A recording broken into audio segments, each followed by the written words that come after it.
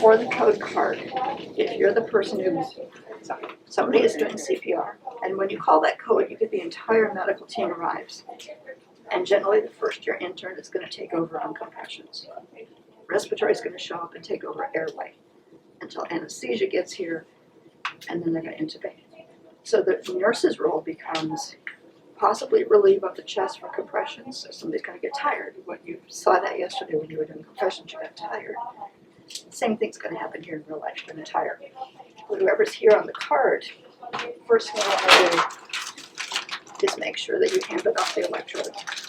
Now these are training electrodes, so they're already open, but I want to show you it's a very easy way to place these. Number one goes on the patient's back, which you can also, if you're prepared when you're putting him on the backboard, when he's got a turn like that, that's when you should put this on. Okay, and it very clearly goes on the left side of his back, underneath the scapula on the left side. So Janet, as they're putting it on you, right here. This one goes on the chest, so the pads are what we call anterior posterior. One's anterior front, one's posterior behind.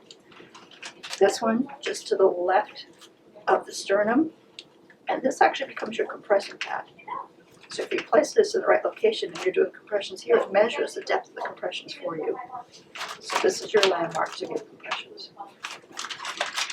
Now we always keep these already attached on every code card so that they're ready to go. So it's connected to the defibrillator. You remember how to turn this on from your training video? And power it up. My glasses on so I can read. Got a monitor, and I'll bring the simulator so we can get it. And I'm going to put on a set of electrodes here so that you'll get an actual EKG that you can simulate. Put him in the monitor mode. If it gave you a VFib as your rhythm on my simulator, then you would immediately go to the red section where it says VFib. You start at 200 joules. So it's blowing up. It's not going to do anything because right now I don't have pads on it. And then you would charge it up. So it's energy select. Right here you see the buttons. I went from 120 to 200. I'm going to charge it up. That's now a live machine. Okay, and it's going to tell you to shock. Now there's two ways to get rid of the shock because we're not going to do it. Easiest way, turn it off. Shock is gone. Now before you shock somebody though, you would want to make sure that pads are in place. Turn it off so it doesn't talk to us through the video. So you want to make sure the pads were in place. Chest, posterior, he's on a backboard. And if we're going to shock him, who's ever going to hit that button, before you hit that button that says shock, when it was that one that was lit up red, you would say all clear, and everybody around the bed needs to back up. You, with the control of the button though, before you put your finger on that button, you need to look to make sure everybody backed up, which means also anesthesia or respiratory therapy has to put the ambu back down. Everybody has to step away. Because heaven forbid somebody's touching anything on the bed, could be an electrical conduit, and you don't want to complete the circuit. I've actually seen that happen where somebody was still touching the patient when we delivered a shock, gave a shock to the nurse as well. Now, should that happen, what do you do? If you accidentally defibrillate a healthcare worker, check a pulse on the healthcare worker immediately, because you have a better chance of resuscitating them quickly, because we just did that to them. But that's why the all clear is so important. And everybody around the room should say, I'm clear. And you don't have to back, you don't have to leave the room. Just back up so there's nothing touching, especially things like badges that are hanging here. That's got a metal in it that could conduct. Stethoscopes that might be around your neck. Lanyards. You don't want anything to be in contact. And make sure there's no water on the floor. Which is why who's ever going to run the IVs will be dripping water all over the floor. Water is also a conduit. Okay, clear on this? So if we got a bradycardic rhythm and we wanted to pace this patient, we would go to the green section. And remember, you looked at pacer rhythms. This is going to give that stimulus through those pads again, right through those pads, through the chest wall. You're going to have to dial up the amps to about 60. and then you'll actually see him twitch a little bit as that electrical current goes to his heart. And the goal is that you should get those EKG rhythms that you've been looking at all day. Now, does that mean you have a pulse? No. Even a monitor rhythm here doesn't mean you definitely have a pulse. So just because you have a rhythm, you say, we have a rhythm, check a pulse. Now, a lot of that's the job of the code leader, and the code leader here is going to be the medical ICU resident. So they're not doing compressions. They should be standing at the head of the bed. They're not running the defibrillator. We are. They're not charting. We are. They are the team leader. And who's ever on the chest, if they get tired, it should say 1 and 2 and 3 and 4 and I need a break, 6 and 7 and 8 and 9, and somebody should be looking at them because you're going to break out in a sweat. Respiratory doesn't generally need a break, but there's usually 2 in here, and they will spell themselves. It's the person on the chest who's going to need a break after about 3 or 4 cycles of CPR. And you saw that yesterday on the mannequins. It's just a mannequin. Okay, questions so far? Yeah. So if you were just cardioverting, Mr. Jones, are you okay, Mr. Jones? I need help in here. Okay, helpers, come on in. Okay.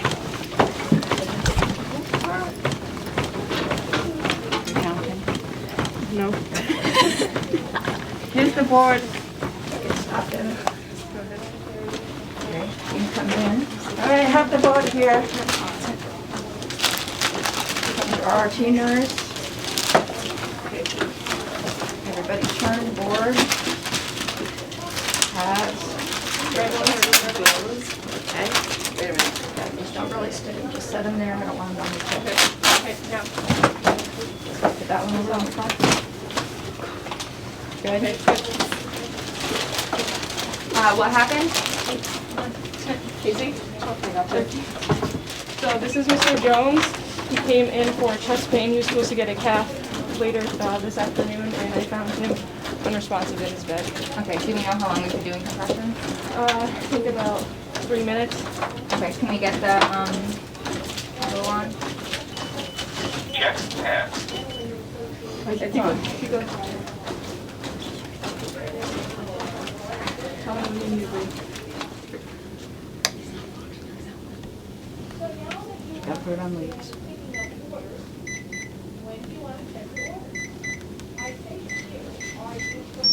You say, Check pass. so you would say charging.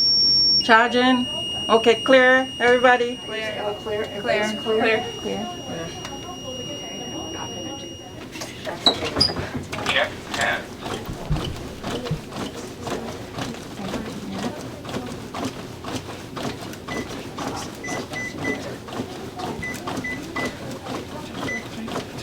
Your recorder, you're done. Okay, can we push 1 of epi? 1 milligram of epi, please? 1 milligram of epi. Normally it wouldn't be assembled, it'd be in a box like this. So you would screw it together, you leave this on, and you then hand it, and the way you hand it is hold like this. Alyssa, get your hand out and be ready to receive it. Okay, so you never hand anybody anything, you go first. 5, 7, 8, no, 3. Team leader, watch her compressors if she's too tired. And Alyssa, then your response is? Epi's in. Epi's in. Recorder, 1 milligram of epi, and at the time that we did this. Okay. Now you're the clock as well as the recorder. Okay. 1206, 1 milligram of epi Okay. delivered.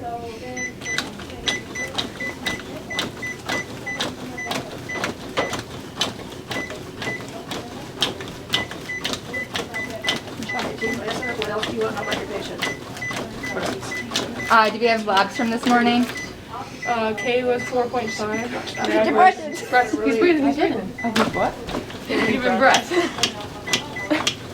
Respiratory has to get your breath in between compressions. You can do 30 and give a little pause. Their job is to get in the 2. So this morning, blood work, 38 was 3.5. Okay. You got it. Magnesium was 1.6. Go, go, go. Okay, so, It's been 3 minutes, recorder. can we give another milligram of epi? 1209, 1 milligram milligram of epi. 1 milligram of epi. And then if you thought the kid was a problem, just keep your aid. Or you should also be asking for blood gases. So if you're gonna have the kid, so your nurse is gonna come over here and help the kid. And the two nurses that are not going to the gym. Epi's in.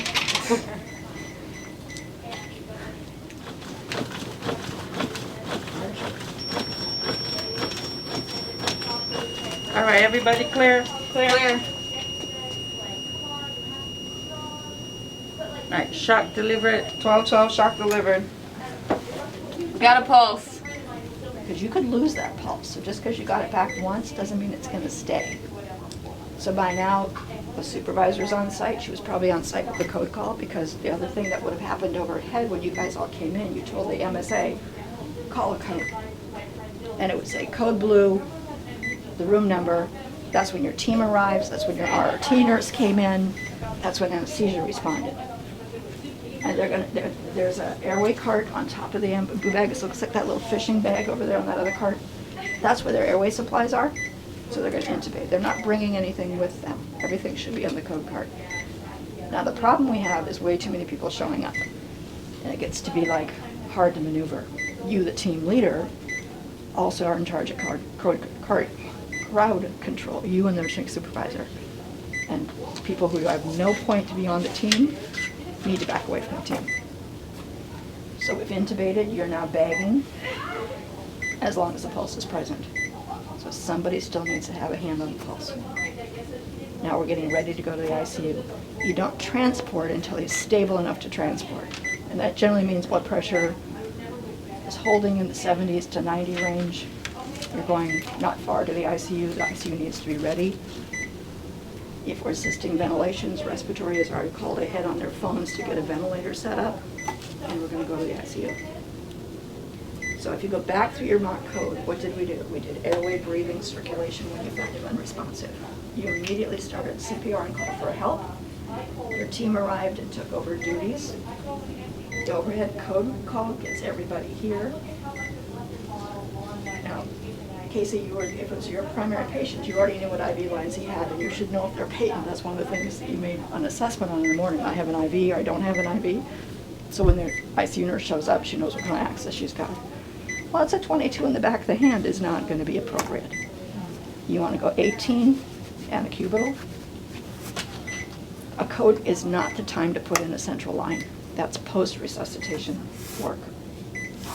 So your recorder's in charge of your time, so whatever her clock says, that's the clock we run on Jalissa. I don't care what, if your clock is different, we're running her time. So it's 3 minutes for epi. If we continued for a while, and in here the residents would say, can I have a blood gas kit? They're gonna draw blood gases. You only give bicarb if you've got a blood gas. Okay? Now, sometimes people like to give a little bicarb, like to give a little calcium if we've been at it for a long time. It's kind of one of those, well, we've tried everything else maneuvers, but you remember from the algorithm, it's no longer first-line therapy to give bicarb or to give calcium. Epi, epi, epi, and there's no limit on epi. So you, the drug nurse, send him right into failure. Surgical patients get volume. Medical cardiac patients get pressors. Okay? And like I said, bicarb, not unless you've got blood gases or you've been down a long time. It's much harder to reverse an alkalosis than it is an acidosis. Acidosis is all controlled by airway. So if you're breathing appropriate, every 5 seconds, you're not going to have a CO2 buildup. But you give too much bicarb, you can't get that out of the system. Other things you have in the code cart, NG tubes, blood pressure cuffs, extra electrodes. In addition, you've got every IV fluid you would want and tubings and blood work tubings. You have venipuncture supplies to get specimens. So maybe there weren't labs this morning in case they said, oh, we couldn't get labs this morning. Well, somebody's going to do probably a groin stick and they're going to say, give me a red top and gold top, and they'll want tubes so we can check what his electrolytes are. Primarily I want K and MAC. Surgical patients, I may want H and H because maybe he's coding because he's hypovolemic. What was his morning H and H?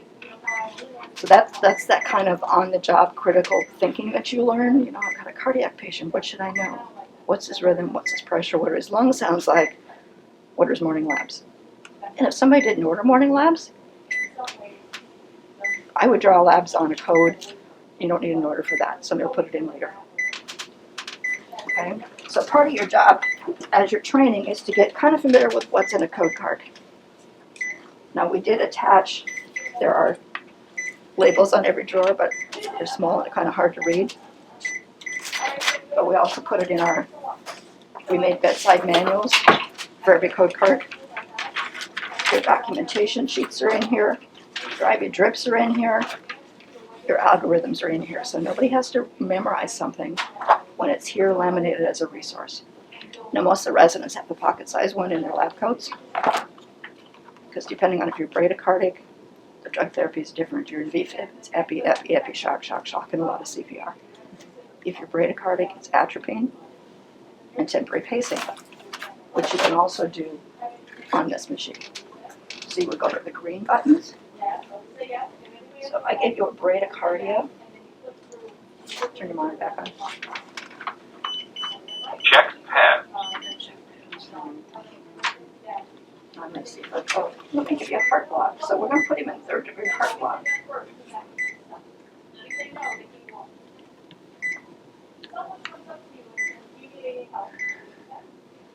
Okay. Now, put the size on your monitor so you can actually see that rhythm. And if it's bradycardic like that, the drug you're going to pull from here is not epi, it's now atropine. But I'm only going to do that if we're all too slow to hook up a pacemaker. Because in a lot of patients, atropine, they're refractory. If their heart block is bad, AV node heart block doesn't respond to atropine. So the algorithm you learned yesterday said you have to think about atropine and have it ready if you don't have access to an immediate pacemaker. Well, you do. So put it in pacemaker mode then. Go to the green, checking, carotid, femoral. And we tend to go more carotid just because this is, and you're all wearing gloves anyway. Jackie, you had a question about synchronization. How do we synchronize this machine? Sorry, we can make the alarms go off. Okay, so 20 or persist.